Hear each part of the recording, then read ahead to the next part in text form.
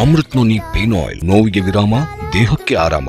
ಇನ್ನು ರಾಜ್ಯ ರಾಜಕೀಯ ವಲಯದಲ್ಲಿ ಸಿಕ್ಕಾಪಟ್ಟೆ ಸೌಂಡ್ ಮಾಡ್ತಾ ಇರುವಂತಹ ಇವತ್ತಿನ ವಿಚಾರ ಅಂದ್ರೆ ಅದು ರಾಮನಗರ ಜಿಲ್ಲೆಗೆ ಬೆಂಗಳೂರು ದಕ್ಷಿಣ ಹೆಸರಿಡೋ ವಿಚಾರ ಸಿಕ್ಕಾಪಟ್ಟೆ ಚರ್ಚೆ ಆಗ್ತಾ ಇದೆ.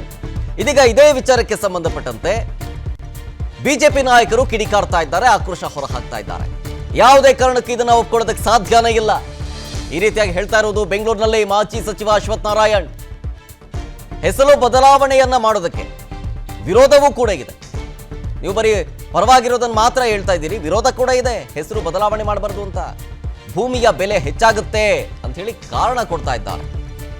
ರಾಮನಗರ ಜಿಲ್ಲೆ ಅಭಿವೃದ್ಧಿ ಮಾಡದೆ ಹೀಗೆ ಮಾಡ್ತಾ ಇದ್ದಾರೆ ಇವರು. ರಾಮನಗರ ಮೆಡಿಕಲ್ ಕಾಲೇಜು ಕಳ್ಳತನಕ್ಕೆ ಯತ್ನಿಸಿದ್ದರು ಒಬ್ಬರು ವ್ಯಕ್ತಿ. ಟೊಯೋಟಾ ಫ್ಯಾಕ್ಟರಿಯನ್ನ ಮುಚ್ಚಿಸೋದಕ್ಕೆ ಪ್ರಯತ್ನ ಪಟ್ಟವರು ಅಂತ ಹೇಳಿ ಕಿಡಿಕಾರದ್ರು ಕಾಂಗ್ರೆಸ್ ನಾಯಕರ ವಿರುದ್ಧ ಡಾಕ್ಟರ್ CN ಅಶ್ವಥ್ ನಾರಾಯಣ್. ರಾಜ್ಯದ ಉಪಮುಖ್ಯಮಂತ್ರಿಗಳು ಆದಂಥ ಸನ್ಮಾನ್ಯ DK ಶಿವಕುಮಾರ್ ಅವರು ಮತ್ತು ಅವರ ಒಂದು ತಂಡ, ರಾಮನಗರದ ಶಾಸಕರಾಗಿರುವಂಥ ಇಕ್ಬಾಲ್ ಹುಸೇನ್ ಅವರು, ಜಿಯಾ ಉಲ್ಲಾ ಅವರು, ಈ ಥರ ಬೇರೆ ಬೇರೆ ತಂಡದ ಸದಸ್ಯರುಗಳು ಮುಖ್ಯಮಂತ್ರಿಗಳನ್ನು ಭೇಟಿಯಾಗಿ ರಾಮನಗರ ಜಿಲ್ಲೆ ಹೆಸರನ್ನು ಬೆಂಗಳೂರು ದಕ್ಷಿಣ ಅಂತ ನಾಮಕರಣ ಆಗಬೇಕು, ಪುನರ್ ನಾಮಕರಣ ಆಗಬೇಕು ಅನ್ನೋಂಥ ಒಂದು ಏನು ಕೋರಿಕೆಯನ್ನು ಸಲ್ಲಿಸಿದ್ದಾರೆ. ಇದು ನಿಜಕ್ಕೂ ಒಂದು ಯಾವುದು ಒಪ್ಕೊಳ್ಳೋಕ್ಕಾಗಲ್ಲ, ಸಹಿಸ್ಕೊಳ್ಳೋಕ್ಕಾಗಲ್ಲ. ಅಥವಾ ಇನ್ನೂ ಭಾಳ ಸ್ಪಷ್ಟವಾಗಿ ಹೇಳಬೇಕಂದ್ರೆ ರಾಮನಗರ ಜಿಲ್ಲೆಯ ಜನತೆ ಇಡೀ ರಾಜ್ಯದ ಜನತೆಯ ಭಾವನೆಗೆ ವಿರುದ್ಧವಾಗಿದೆ. ಇವತ್ತೇನು ರಾಮನಗರ ಅಂತ ಈಗಾಗಲೇ ನಾಮಕರಣ ಆಗಿ ಹಲವಾರು ವರ್ಷ ಆಗಿದೆ. ಇವರ ಒಂದು ಇವತ್ತೇನು ನೋಡಿ, ರಾಮನಗರ ಜಿಲ್ಲೆಗೆ ರಾಮನಗರ ಅಂತ ಹೆಸರು ಬಂದಿದ್ದು ಹೆಂಗೆ ಅಂದ್ರೆ, ಅದು ದಕ್ಷಿಣದ ಅಯೋಧ್ಯೆ ಅಂತ ಕರೀತಾರೆ. ಅದಕ್ಕೆ ಹನುಮಂತಯ್ಯನವರು ರಾಮನಗರ ಅಂತ ಹೇಳಿ ಹೆಸರಿಟ್ರು. HD ಕುಮಾರಸ್ವಾಮಿ ರಾಮನಗರವನ್ನ ಜಿಲ್ಲೆ ಮಾಡಿದ್ರು. ಇದೀಗ ಹೊಸ ಹೆಸರು ಇಡೋದೇ ಕಾಂಗ್ರೆಸ್ನವರ ದೊಡ್ಡ ಸಾಧನೆ ಅನ್ಕೊಂಡ್ಬಿಟ್ಟಿದ್ದಾರೆ. ತುಷ್ಟೀಕರಣಕ್ಕಾಗಿ ಹೆಸರು ಬದಲಿಸೋದಕ್ಕೆ ಹೊರಟಿದ್ದಾರೆ ಇವರು.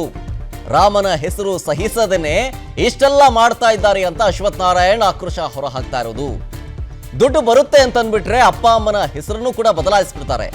ಜೀಸಸ್ ಬಾಬಾ, ರಹೀಂ ಬಾಬಾ ಅಂತ ಹೇಳಿ ಬದಲಿಸ್ಕೊಳ್ತಾರೆ ಅಂತ ಹೇಳಿ ರಾಮನಗರ ಜಿಲ್ಲೆ ಹೆಸರು ಬದಲಾವಣೆ ಸಂಬಂಧ ಡಾಕ್ಟರ್ CN ಅಶ್ವಥ್ ನಾರಾಯಣ್ ಕಿಡಿಕಾರಿದ್ದಾರೆ. ಆ ಜಿಲ್ಲೆಗೆ ಏನೂ ಕೆಲಸವನ್ನ ಮಾಡದೆ ಇವತ್ತು ರಾಮನಗರ ಅಂತ ನಾಮಕರಣ ಕೆಂಗಲ್ ಹನುಮಂತಯ್ಯನವರ ಒಂದು ಅವಧಿಯಲ್ಲಿ ಶಂಷಾರಾಬಾದ್ ಅನ್ನುವಂಥ ಹೆಸರಿತ್ತು. ಅದರಿಂದ ರಾಮನಗರ ಅಂತ ನಾಮಕರಣ ಆಗಿ ರಾಮದೇವರ ಬೆಟ್ಟದಲ್ಲಿ ರಾಮ ದೇವಸ್ಥಾನವನ್ನ ದಕ್ಷಿಣ ಭಾರತದ ಅಯೋಧ್ಯ ಅನ್ನೋದನ್ನ ನಾಮಕರಣವನ್ನು ಮಾಡಿ ಬಹಳಷ್ಟು ಭಾವನಾತ್ಮಕವಾಗಿ ರಾಮನಗರ ಅಂತ ನಾಮಕರಣ ಆಗಿರುವಂಥದ್ದಿದೆ. ಈ ಹೆಸರನ್ನ ಸನ್ಮಾನ್ಯ ಮುಖ್ಯಮಂತ್ರಿಗಳಾದಂಥ ಒಂದು ಅವಧಿಯಲ್ಲಿ ಕುಮಾರಸ್ವಾಮಿ ಅವರ ಅವಧಿಯಲ್ಲಿ ಇದನ್ನು ರಾಮನಗರ ಜಿಲ್ಲೆಯಾಗಿ ನಿರ್ಮಾಣ ಆಯಿತು. ಇಲ್ಲಿ ರಾಮ ಅನ್ನುವಂಥದ್ದು ಎಲ್ಲ ಒಂದ್ ಕಡೆ ಕಾಂಗ್ರೆಸ್ ಅವರಿಗೆ ರಾಮನ ಹೆಸರು ಹೇಳೋದಕ್ಕೇನೆ ರಾಮ ಮಂದಿರದಿಂದ ಹಿಡಿದು ರಾಮನಗರ ಜಿಲ್ಲೆ ಇರೋದನ್ನು ಇವರಿಗೆ ಸಹಿಸ್ಕೊಳ್ಳೋಕ್ಕಾಗ್ತಿಲ್ಲ. ಹಾಗಾಗಿ ರಾಮನ ಹೆಸರು ಇರುವಂತ ಈ ಜಿಲ್ಲೆ ಹೆಸರನ್ನು ಬದಲಾಯಿಸಬೇಕು ಅನ್ನುವಂಥ ಭಾವನೆಯಲ್ಲಿ ಇವತ್ತು ತುಷ್ಟೀಕರಣದ ರಾಜಕಾರಣನೂ ಮಾಡಿ. ಇನ್ನು ಇದೇ ವಿಚಾರಕ್ಕೆ ಸಂಬಂಧಿಸಿದಂತೆ ಅಂದ್ರೆ ರಾಮನಗರ ಜಿಲ್ಲೆಯ ಹೆಸರು ಬದಲಿಸುವ ವಿಚಾರಕ್ಕೆ ಸಂಬಂಧಿಸಿದಂತೆ ನಿಖಿಲ್ ಕುಮಾರಸ್ವಾಮಿ ಅವರು ಕೂಡ ನಾವು ಸಲಹಿದ ಕೈಗಳು ನಮ್ಮ ನೋವಿಗೆ ಸ್ಪಂದಿಸಿದಾಗ ಆಗುವ ಸಂತೋಷ. ಅಮೃತ್ ನೋನಿ ಪೇನ್ ಆಯಿಲ್, ನೋವಿಗೆ ವಿರಾಮ, ದೇಹಕ್ಕೆ ಆರಾಮ. ಪ್ರತಿಕ್ರಿಯೆಯನ್ನ ಕೊಡ್ತಾ ಇದ್ದಾರೆ. ಇದರ ಬಗ್ಗೆ ಏನ್ ಹೇಳ್ತಾ ಇದ್ದಾರೆ, ಡೀಟೇಲ್ಸ್ ಬರ್ತಾ ಇದೆ. ಬೆಂಗಳೂರು ಹಂಗ ಮಾಡ್ಬಿಡ್ತೀನಿ ಹಿಂಗ ಮಾಡ್ಬಿಡ್ತೀನಿ ಅಂತಂದ್ರು, ಅಭಿವೃದ್ಧಿ ಪಡಿಸ್ಬಿಡ್ತೀನಿ ಅಂತ ಹೇಳಿ. ಅದೆಲ್ಲ ಏನಾಯ್ತು? ಬರೀ ಹಣ ದೋಚ್ತಾ ಇದ್ದಾರೆ ಅಷ್ಟೇ. ಸುಮ್ಮನೆ ಡ್ರಾಮಾ. ಜನಸಾಮಾನ್ಯರ ಹೊಟ್ಟೆ ಮೇಲೆ ಹೊಡಿತಾ ಇದ್ದಾರೆ ಇವರು. ರಾಮ ಅನ್ನೋ ಹೆಸರು ಇರೋ ಹಿನ್ನೆಲೆಯಲ್ಲಿ ಅವ್ರು ಚೇಂಜ್ ಮಾಡ್ತಾ ಇರೋದು.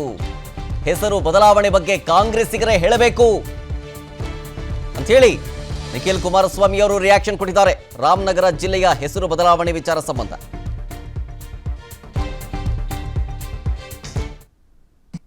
ಈಗ ಇಲ್ಲೇನೋ ಗ್ರೇಟರ್ ಬ್ಯಾಂಗ್ಳೂರು ಅದೇನೋ ಬೆಂಗಳೂರನ್ನ ಹಂಗ್ ಮಾಡ್ತೀನಿ ಹಿಂಗ್ ಮಾಡ್ತೀನಿ ಅಂತ ಶುರು ಮಾಡಿದ್ರು 15 ತಿಂಗಳಿಂದ. ಯಾವ್ಯಾವ ರೀತಿ ಇವತ್ತು ಬೆಂಗಳೂರು ಅಭಿವೃದ್ಧಿ ಹೆಸರಿನಲ್ಲಿ ಯಾವ್ಯಾವ ರೀತಿ ಹಣವನ್ನು ದೋಚ್ತಾ ಇದ್ದಾರೆ, ಯಾವ ರೀತಿ ಜನಸಾಮಾನ್ಯರ ಹೊಟ್ಟೆ ಮೇಲೆ ಹೊಡಿತಾ ಇದ್ದಾರೆ ಅಂತಕ್ಕಂಥದ್ದು ಸ್ಪಷ್ಟವಾಗಿ ಬಾಹಿರ ಆಗಿದೆ. ಇವತ್ತು 2007ರಲ್ಲಿ ಪ್ರಥಮವಾಗಿ ಮಾನ್ಯ ಕುಮಾರಣ್ಣ ಅವರು ಜಿಲ್ಲೆ ಘೋಷಣೆ ಮಾಡಿದಂಥದ್ದು ಒಂದು ಕಡೆ ರಾಮನಗರ, ಒಂದು ಕಡೆ ಚಿಕ್ಕಬಳ್ಳಾಪುರ, ಅದು ಇತಿಹಾಸ. ತದನಂತರ ಜಿಲ್ಲೆಯಲ್ಲಿ ಆಗಿರ್ತಕ್ಕಂಥ ಅಭಿವೃದ್ಧಿ, ಇವತ್ತು ಜಿಲ್ಲೆ ಜನತೆಗೆ ಯಾವುದೇ ರೀತಿ ವಿಷಯವಾಗಿ ಸಮಾಧಾನ ಇಲ್ಲ ಅಂತಕ್ಕಂಥದ್ದು ನನ್ನ ಒಂದು ವೈಯಕ್ತಿಕ ಅಭಿಪ್ರಾಯ. ಹಾಗಾಗಿ ಇದ್ರ ಬಗ್ಗೆ ಮುಂದೆ ಚರ್ಚೆ ಮಾಡ್ತೀನಿ ನಾನು. ಅದು ಕಾಂಗ್ರೆಸ್ನವರೇ ಹೇಳ್ಬೇಕು ಸರ್, ನಾನು ಅದ್ರ ಬಗ್ಗೆ ಚರ್ಚೆ ಮಾಡೋದಿಲ್ಲ.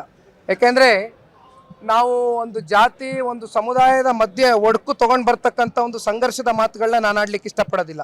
ಇವತ್ತಿಗೂ ಕೂಡ ಅನುಕ್ಷಣದ ಸುದ್ದಿಗಳಿಗಾಗಿ ವಿಸ್ತಾರ ನ್ಯೂಸ್ ಯೂಟ್ಯೂಬ್ ಚಾನೆಲ್ ಸಬ್ಸ್ಕ್ರೈಬ್ ಮಾಡಿ.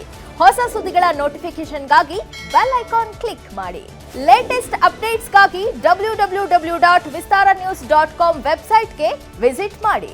ಅಂಗೈಯಲ್ಲೇ ಜಗತ್ತಿನ ಸುದ್ದಿ ತಿಳಿಯಲು ವಿಸ್ತಾರ ನ್ಯೂಸ್ ಕನ್ನಡ ಆಪ್ ಡೌನ್ಲೋಡ್ ಮಾಡಿ.